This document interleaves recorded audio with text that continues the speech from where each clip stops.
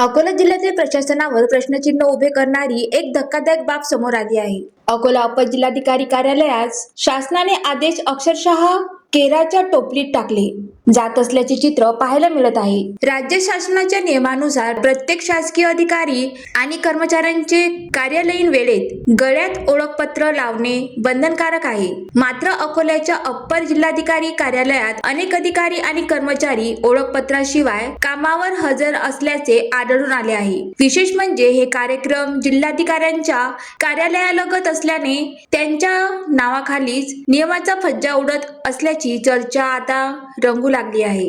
या प्रकरणाचा सर्वाधिक फटका मात्र सामान्य नागरिकांना बसत आहे। ग्रामीण भागातून कामानिमित्त येणाऱ्या नागरिकांना नेमका अधिकारी कोण आणि कर्मचारी कोण हे समजत नाही। ओळखपत्र नसल्यामुळे कोणाकडे तक्रार करावी किंवा मदत मागावी याबाबतही संभ्रम निर्माण होतो। या गोंधळाचा फायदा कार्यालय परिसरात फिरणाऱ्या एजंटना होत असल्याची चर्चा आहे। त्यामुळे प्रशासनातील शिस्त आणि पारदर्शकतेवर प्रश्न उपस्थित होत आहेत। दरम्यान नियमाचे उल्लंघन करणाऱ्या अशा बेकायदेशीर कर्मचाऱ्यावर तात्काळ कारवाई करावी अशी मागणी अकोल्यातील जागरूक नागरिकांकडून केली जात आहे। आता या प्रकरणाकडे विशिष्ट अधिकारी काय भूमिका घेतात आणि प्रशासनात शिस्त प्रस्थापित करण्यासाठी कोणती पावले उचलली जातात हे पाहणे महत्त्वाचे ठरणार आहे। मनीष राऊत, ज्वालादीप न्यूज, अकोला।